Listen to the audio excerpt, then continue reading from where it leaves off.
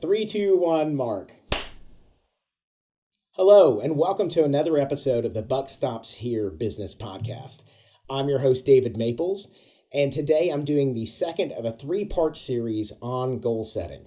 If you missed the previous episode, it was about how to look at goal setting and frameworks, or as we like to call it, is goal setting is BS. We don't really believe it's necessarily BS, but we think a lot of how you are told or pitched on goal setting can be and is often and many times. This episode is actually going to be a little different. This episode is about what types of goals to set. So we're going to be looking at more of the framework for the previous episode. So if you haven't seen it or heard it, it might be worth looking at that first. If not, we'll just dive in here. So we're going to be talking about a lot of the different kind of frameworks that people set up. And then the last one we're going to be talking about is how to actually go about setting kind of my variant of SMART goals, which I'm sure out there you've seen SMART goals or you've read the contrary blogs about what SMART goals are and what they are not. It's basically, we think that SMART goals are a good framework for setting them.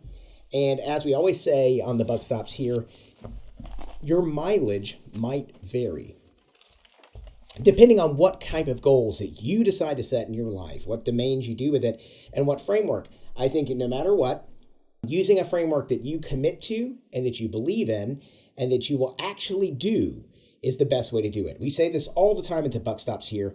What is the best application? What's the best software to use? What's the best? The one you will actually use. Because at the end of the day, if you don't do it, there's no results and it really doesn't matter. Back to this. So what we're talking about today is kind of what goals should you set? Because a lot of people have time. So everybody's got problems, generally one of these things. They either have problems with goal setting, they don't do it. We even talked in the last episode about how few people set goals and how less actually achieve them. And what our thing about in this is that goal setting works. If you do it, if you write it down and you share it with other people, there's a whole bunch of things you can do. You're much more likely to achieve things in your life and feel better off and better positioned at the end of whatever set time frame you have. Some people have trouble with that because they don't believe in it at all, so they don't do it. Okay, the first episode is kind of designed to kind of dispel the mess or talk about why a lot of that's BS. Remember, do what works for you. No one else is living your life, so don't let them dictate how you go about setting your goals. If you need that, then ask for it. But if you don't need that, then chart your own course. This one is more about like, how do I choose what goals to set? And then the last one is people are like, okay, I've got the goals I want to set. How do I execute these goals? How do I put that into practice? So that's what the third part's going to be about very shortly. So this one is about the different things you're going to set. Now, I'm going to go through the different quadrants and kind of explain them. And I'm a big believer in Punnett squares. If you haven't seen them or heard of them before, it's kind of like, remember in elementary or middle school, you learned phenotypes. Like if you put these two pea plants together, do you end up with a pea plant that's taller and has better leaves, etc.? Punnett squares are basically 4 set boxes. You've been introduced to them before. You've seen them somewhere in your life. And that's kind of the thing. It turns out it's a pretty easy way to kind of put things in boxes and to help kind of break them down. And it's not overly complex, because that's the thing. Complexity is the enemy of action. You make a plan that's too complex, you put too many different things you have to do into it, you won't do it. And so for me, I'm a big believer in kind of life's a buffet. Pick the stuff you like, eat it if you like it. If you don't put it on your plate. That's kind of how I believe about most things in life, okay? It doesn't mean you have to do anything. May not be a popular belief, but I don't care. It seems to work for me and for all the people I consult with and things like that. So, okay, first thing we're talking about is the difference between short, medium, and long-term goal planning. Because I think what people set at the beginning of the year, kind of New Year's happens and you get excited and you go do things. Most of those goals are kind of short-term goals. Short-term goals are generally things you're going to achieve in 90 days, could be 6 months. And remember, these horizons can be different for you. It depends on what you're overall looking at and kind of what your overall aim is. And then you kind of have midterm goals and then kind of long-term goals. I believe that long-term goals should never be longer than about 5 years. Now, this is one of those few things in the podcast I'll say, this is my rule. I use it. Doesn't work for you, throw it out. But I find that in most people's lives, they can kind of divide their lives like a book into different chapters. How long did I spend in high school? Then how long did I spend in college? And how long did I spend in my first career or job? And then how long before I bought the house or had kids or got married? And what I found for most people is that things kind of break down into kind of 5-year bookends. College and higher education for most people is 5 years. If you decide to be a doctor, it's 15. But hey, to each their own. The point about it is that everything kind of breaks down and kind of that thing. So for most people, I think setting long-term goals, 20-year goals, 10-year goals, you have to realize is that your goals and your plans will change. And it's really hard to project into the future more than about 5 years. You can put some kind of wish list things, but I don't think you should build big comprehensive plans about how you're going to achieve them. Because if you build out a 10-year or 15-year plan, sounds great. Something major in your life's going to hijack that or change it. Could be a pandemic. Just something you didn't see on your horizon is definitely going to change those things and change how these things get acted upon. So I think you're going to waste an awful lot of time putting those things. And at the end of the day, I think most people out there want to make sure that their time is well spent. So if it takes an incredible amount of time, and a 5-year, 10-year, a 30-year plan, those are incredibly long plans, Even people who get a mortgage, you could arguably, the average mortgage, most people sign a 30-year mortgage note. Most people don't keep their mortgage for 30 years. They're going to move in 5 years. They're going to sell that house. They're going to do something else. They're going to change careers or jobs. They're going to get married. Their grandparents are elderly and sick, and you have to move back to a mountaintop in Tennessee and take care of them. Who knows? But I think you have to realize that these things will change in your life. The one thing that will be constant in your life is change. So, short-term goals, I think for most people, 30, 90 days. You could do 6 months, and you could even say year goals are short-term goals. Anything longer than a year kind of moves into that medium quadrant. The medium quadrant is kind of things that are 2 to possibly 3 years goals. Anything beyond 3 years, I'm going to say is a long-term goal. Anything.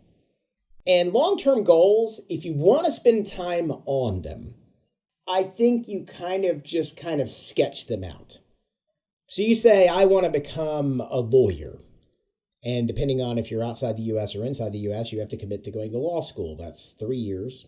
Most places you go. And then you have to take the bar, and you have to get a job and practice. You could say my long-term goal, most people wouldn't think about that. They'd say it's a short-term goal. My long-term goal is to get a job at a top 10 firm in the United States. And then you kind of reverse engineer your way back to that, right? You'd say, okay, because my medium-term goal in 3 years, David kind of said that should be, that's a medium-term goal, is to graduate law school. And if I want to get a job at a top 10 law firm, I need to make sure that I actually have really good grades while in law school, because that's going to matter a lot. And kind of from there, it's going to be like, okay, so what are my short-term goals? My short-term goals are figuring out how do I ace this class this semester. That's just an example, okay? So another long-term goal might be to have a kid. For most people, look, maybe if you got all the stuff in place, but if you're not in a relationship or anything like that right now, you probably have to procreate with another human. So you probably need to find someone else who's going to sign up to either have the child or help you have the child. So you got to realize whatever this goal is. And it sounds weird, but it turns out that, family planning and goal planning like that, you do better in most cases if you have set up how you're going to pay and do these things. A lot of things happen by accident, by whoops, but most people can better prepare for whatever that activity is in becoming a parent if they can plan for it. Not saying that always works. And I'm not saying you have to do that, but if it works for you, then that's what you want to do with it. So that's kind of, you're breaking down your frameworks. I think everybody should have some short, medium, and long-term goals. But just like the other, you shouldn't have 30 long-term goals. You probably need 5. Again, remember, it's about change. 3 goals, something like that. And then kind of you go from there, and it's kind of like a multiplier by third. If you've got 3 long-term goals, then you probably need 9 or 10 medium-term goals, and you might have 30 short-term goals, okay? Now, does that mean you need to plan about all of them? Nah, man. If I told you got to go out and plan out and framework out 10 short-term goals that you're going to do in the next 90 days, you're going to be like, man, that's a ton of stuff. For most people, you want to start somewhere you can handle that, right? You want to start with 3 to 5 kind of goals that you're going to activity and do things like that. And the big thing about it is you have to figure out what kind of changes you're making. Because there are immediate goals, which are acquiring a thing or an asset, like a monetary thing, like buying a house. But buying a house is not a lifestyle change. And lifestyle changes are where things happen. So what I'm going to talk about first is kind of the time management quadrant version of goal setting. Okay, this was kind of Stephen Covey, 7 Habits of Highly Effective People, talked about this before. And you guys, the Punnett Square thing I talked about earlier is what you need about this. So you've got 4 main categories. You have things that are important and urgent. You got things that are important and not urgent. Things that are not urgent and important, and things that are not urgent and not important. So, the first thing you should think about is at the top of this Punnett Square, you have importance, right? Things that are important and urgent are necessities. Some people would call them fires. They are crises and emergencies, okay? This is like somebody has to go to the hospital automatically. Okay, something that happens in your life. These are fires. You do not want to live in a crisis quadrant your entire life. By the way, do you think it's useful to kind of figure out where of these quadrants you kind of spend a lot of your time? If you spend a lot of time in the crisis and emergency quadrant, I guarantee you're doing something wrong with your planning and management of your life on a day-to-day basis. Absolutely doing something wrong because you are currently responding from crisis to crisis. Now, you have friends like this, I guarantee you. You absolutely, I'm looking at you right now. You have friends who live in this quadrant and their entire life is a dumpster fire. They live in this world. Some people like it. If you live in the crisis quadrant, there's a lot of drama in your life. It's probably a lot of sadness, a lot of depression, and you feel like you're not getting anywhere. If you live your life in crisis, your life will be a dumpster fire. I think I want that on a shirt. The Buck Stops Here says, don't live your life like a dumpster fire. Don't do that. Okay. The next quadrant I want to talk about is I'm actually going to go down on the quadrant. So this is the not important quadrant, but yet urgent. The not important and urgent quadrant. So I'm just going down from the urgent quadrant, the things that are important, the crises, right? Remember, you don't want to live there. You want to be responding to these things occasionally, but you'll find your life is much more balanced if you don't live there. The one below it I want to talk to you is, this is what I call the deception quadrant. It's the not important quadrant, yet it's always urgent. If you live your life in this quadrant, you are deceiving yourself because you're applying time and energy to something that is urgent, that is not important. Now, what is an example of something that's not important and urgent? A lot of parents are working at home, so your child is actually currently banging on the door because they want a popsicle or they want something. They want something now, and you've got to deal with that, right? That is not important. It's not important. Might be important to your 3-year-old, but it's not important to you. Is it urgent? Yeah, they're bugging the heck out of you and you can't get work done, right? So you have to do that, right? But if you live your life in this quadrant and you find yourself telling your friends like, I can't get anything done, I got all these things happening, and your friends look at you and say, yeah, none of those things sound important. Like none of those things sound important, like at all. And yet you spend a lot of time dealing with those things. You are deceiving yourself. My friend, you are deceiving yourself. You should not be spending time in this quadrant. Okay? And the next one I want to go to is I'm going to go along the not important quadrant again. I'm going to get to what I think is the most important quadrant in a second. You'll see how this is working. Not important and not urgent. These are time wasters. It's not urgent. It's not important. This is trash. You should not be spending your time taking out garbage. You shouldn't be doing that. It's not on fire. It's just not important and it's not urgent. It's something that's really just something you should not be, I got a plan for my anniversary. Is that important? Well, if your anniversary is a year away, unless it's something massive, it's not urgent and it's not important right now. It's just not. You are wasting your time doing something. You find a lot of people who live their lives in a mode of procrastination who live in this quadrant. Okay? These people generally do not achieve any of the things they ever want. if you live in this quadrant. Now, the quadrant that's healthy to live in, now, by the way, crises, obviously that first quadrant, the dumpster fire quadrant, does happen. But if you find that life is being foisted upon, there are some people who are very, very unlucky. There's also some people who win the lottery. I'm very sorry if you're the person who's been struck by lightning 4 times. You do exist. But the odds are I'm not talking to you. Even right now, no matter how many people are listening to my podcast, the odds are I'm not talking to that single person who's been struck by lightning 4 times. Probably no lottery winners listening to my podcast either. Okay? So it's just rare. And it's important on the buck stops here to accept that you have responsibility for your own life and accept that are you in those quadrants or not. So the where I want you to spend your time when you're focusing on things is kind of in this important and not urgent quadrant. Because this quadrant is the quality quadrant. This quadrant would be the platinum or the diamond quadrant if I were to give it an assignment. It is about prevention, planning, and improvement. This is where crafting your life the way you want it to work lives. And this is where you need to be spending your time. Why am I bringing this time management quadrant up? Because I believe that this quadrant is very, very important. And when you talk about setting goals in your life, I think it's useful as an exercise to write things down in this quadrant, things that came up last year. What was the thing, right? Figure out what quadrant you're going to live in. You're going to be better off setting up goals for planning and success if you live in kind of this quality quadrant, in this important and not urgent quadrant. There will be crises in your life. There are. One of the philosophies is there's 1,000 great joys and 1,000 great sorrows that every life experiences. We all go through a lot of the same things. Remember at the end of the day that if you live in those quadrants, this is the place where you take control of your life and do things. Because ultimately planning and goal setting is about control. And most of us want to have a very high degree of control of our lives. So I think it's a useful exercise to kind of look at this time management crisis, matrix, quadrant, whatever you want to call it. I think it's important for people to look at that things. Now, figuring out I'm going to go through some of the other things and you can figure out kind of where to put your goals. And then we talk about what works for you. Okay.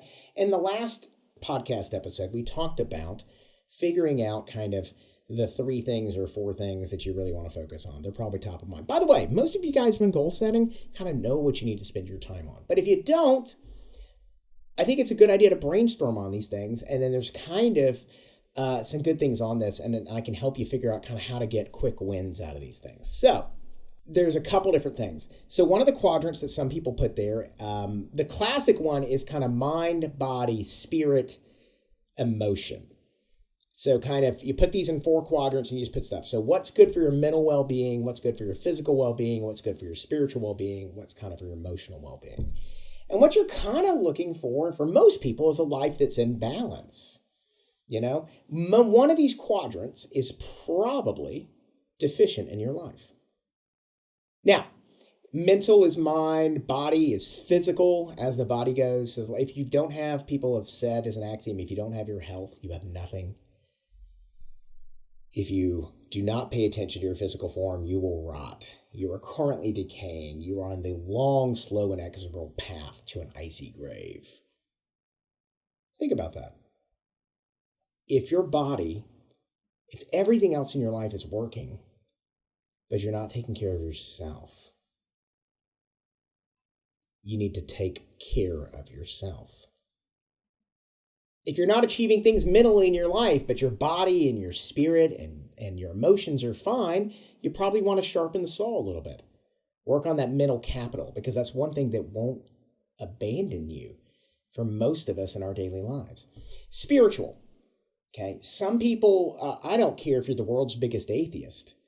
There's a balance in centering yourself, doing yoga or having time to yourself, whatever the spiritual is. And the thing about emotional, a lot of people call this self-care. That's important too.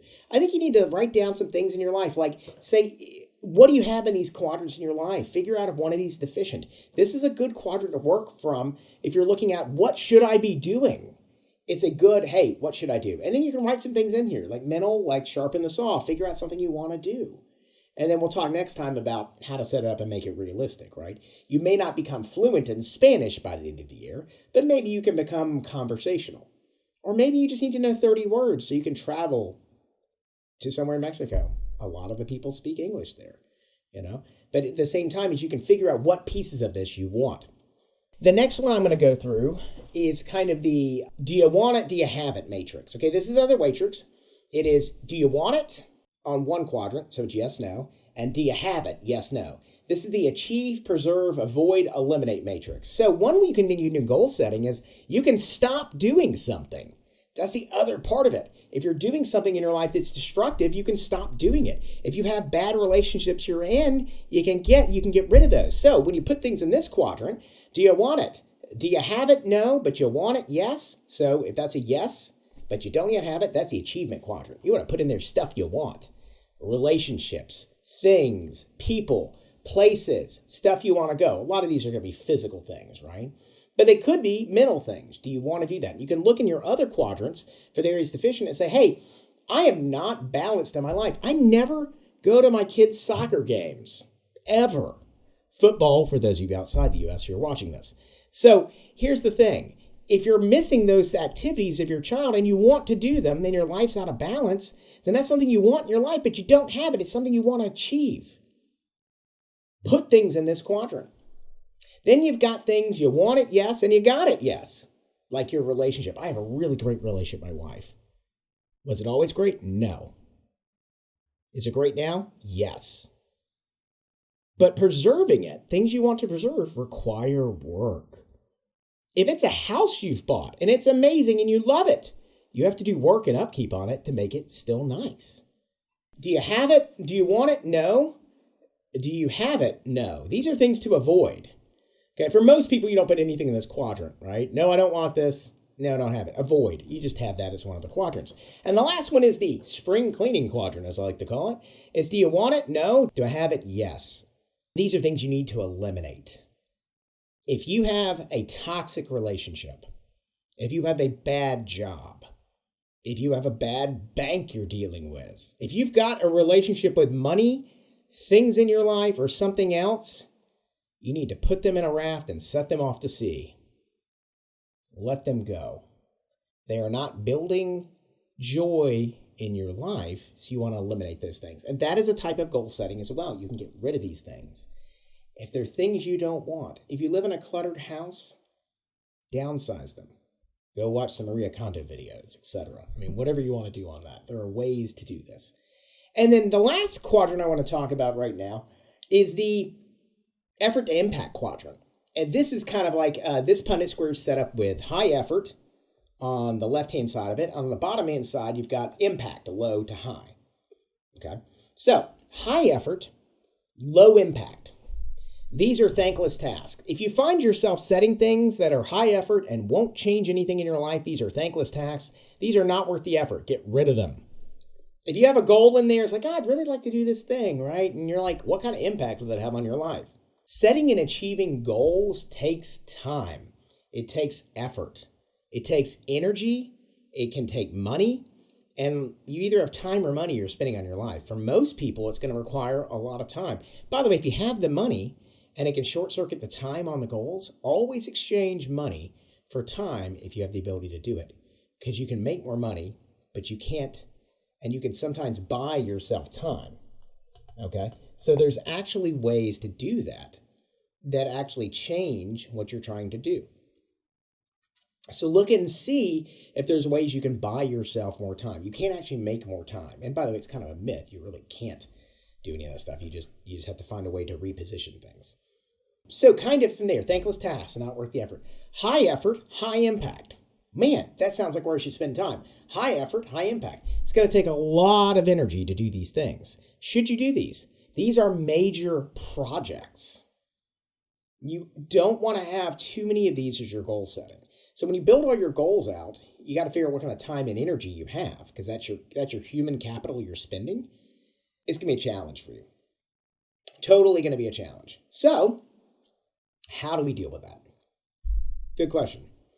These major projects, you want to focus on only a couple of them at a time, because they take so much. They have huge impacts in your life, no doubt, but they take a lot of energy. The next one is the low impact, low effort quadrant. So low effort, low impact. These are kind of fill-in jobs. only really focus on these if they kind of have a tactical impact over time in your life. Because if you're going to do these things, they're low effort, but they're also low impact. You kind of want to fill these in. You want to kind of, I got time to do this thing, right? So these are the kind of household things that don't make a major deficit in your life. For example, repainting the house. That would be one for me. House is painted. It looks nice. Does it need to be repainted? No. Would we maybe like to repaint it, do some colors? Sure. But actually, I don't know how low impact that is. But let's just say hypothetically, let's just say it's painting a room or painting a wall. If it's one wall, it's not a huge amount of effort. It'd take part of a Saturday, and it's going to be low impact. I don't need to be scheduling that when I have other important things I need to be working on. Just there's no reason for it. And the last one is kind of that low effort, high impact. These are things that don't take a ton of energy, but they really change your life. So, what is an example of kind of a low effort, high impact? Changing your relationship with your alarm clock in the morning. Getting out of bed and not hitting the snooze button. Putting the alarm clock across the room so you can't turn it off. Literally setting a single time and regulating your sleep schedule in some way is something that's not, for most people, it's kind of low effort. It's not incredibly hard to do, but it can make a big impact in their life. So that could be one of those, these are what I call the quick wins categories, okay? So these are goals that may not require the whole framework of goal setting, and you could put a whole bunch of these things in there. And if you did these little things as you went along this year, you'd find yourself in much better company and a much better location next year. So to kind of bring all these threads together, so I went over a lot of stuff in this episode. First of all, kind of figure out where in your life, which matrix are you kind of living in right now? Am I living in that time quality matrix, urgent, important, not important, important and not urgent? That's where you want to live. Figure out where you're kind of living and analyze some stuff in your life. Don't have a midlife crisis about it, for God's sake, but do take a look at that and say, okay, where am I spending my time? If I'm spending my time in that quality quadrant, where I'm dealing with things that are important but not urgent, you're doing great. And that's where you can really do some goal setting. For you, goal setting, the next podcast is really, you need to be doing this. You are built to set goals. If you're finding yourself in one of the other quadrants, see kind of like what we can do and what we could change on that. And for you, what you might find is maybe before you even get to goal setting, maybe the next one you want to go to is that kind of achieve, preserve, avoid, eliminate matrix. Look at that one and say, okay, cool. If I'm living my life in crisis, are there relationships that are causing my life in crisis? I have a friend of mine. She has a group of friends and they meet every week. And she told me once, she said, gosh, you think my life's screwed up? Their lives are so much more screwed up than mine. And I didn't say anything. And all I could think was, gosh, you need to eliminate those friendships because they sound like they're toxic time sinks and emotional drains. Because this lady lives her life in crisis, and I don't really know why. But the fact is, most people look at her and say, gosh, her life is a dumpster fire. And it's tough, right? A friend of mine, she chose a few years ago to start making some changes on that and eliminating things. I didn't say anything about it. And her life is better. And she told me once about a year ago, she said, my life is doing so much better now. Do you know why? And I was like, no. She's like, I finally got rid of those things in my life that were dragging me down. Excellent. That's what you want. Okay. So do that. So figure out it. But if you find out you're living in one of those matrices and you want to live somewhere else, see what you can do to move those things out. And for a lot of people, the easiest part of that is eliminating some of these things that are probably dragging them down that are not working for them. The next thing, once you've done that, is kind of figure out what you want to do. Do you want to focus on, I touched on this a little bit, kind of the career matrix is kind of the personal well-being, career success, healthy relationships, or giving back. Kind of that's one matrix you can put stuff in if you want to quantify things that way. For most people, they're going to break things up in kind of the mind, body, spirit, and self-care matrix. So just put things in those categories. Put 3 to 5 things in each one of those categories. If you want to do the career matrix instead, you can. It's personal well-being, career success, healthy relationships, and giving back. It's a different way of doing the same kind of things. So what you have there, personal well-being, kind of involves mind and body, and it's kind of all those together. And then career success is part of it. It's not a bad thing to put them in both and see kind of where you end up with the most things. It doesn't hurt. But you want to look and see kind of what those things do. Figure out where those things belong and where you want to put them. Put stuff in those categories. And then I think it's useful to, after that, kind of figure out, okay, you're going to do these things. Which ones are the high effort, low impact? Where you're really looking for things are things that are low effort and high impact. And you pick a couple of the high effort, high impact things. Don't do things that are high effort and low impact. Don't waste time on those. Those are just time wasters. And the low effort, low impact things probably shouldn't be things you're setting goals about. You kind of put a wish list thing of those. That's kind of your to-do list, right? You fill those things in around the other projects as you have time. And some of those things may never get done. And that's okay. That's okay. But what you really want to do is look at the low effort, high impact goals and do that.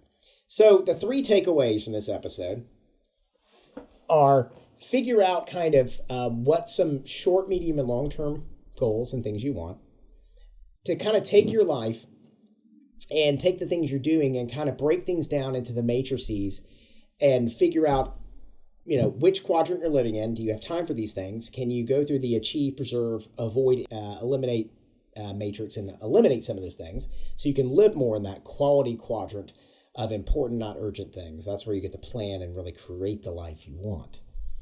And then, as kind of the last step, put things into either kind of the career success matrix or that mind, body, spirit, self-care matrix.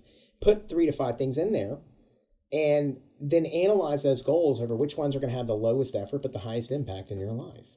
At the end of the day, probably coming up with at least the start, 3 to 5 short-term goals that you believe, and then we'll put them into the matrix in the next, how you're going to achieve each one of these. How do you break down the individual goals and achieve them? That's the next episode. Put those in there and see kind of what's going to work for you. What's going to work, and really kind of crush those goals this year and figure out what you're going to work on. But once you analyze and figure out what's important to you, what do you really want to go after? What do you want? Then you can really kind of create the life that not only you want, but that you also deserve. Because everyone, no matter where you are, deserves a rich, rewarding, fulfilling life. So that's it for this episode of the Buck Stops Here Business Podcast. I know this is a lot about self-improvement, but you find out that as you improve your own personal life, you will improve your business. If you take better care of yourself, your relationships, your business, and everything else in your life will improve. That is a guarantee. No charge for you. If you liked this podcast, please subscribe to it. You can find it on Apple Podcasts or Spotify or any other good places podcasts are shown. We also have a video accompaniment online. If you're not currently watching this online, you can go online. You can like and subscribe, see it on YouTube, and you can also see some of the imagery we've done. We put into this episode all of those kind of visual pundit squares so you can see those things as we're talking about them. With that, do good work, be well, and we'll see you next time.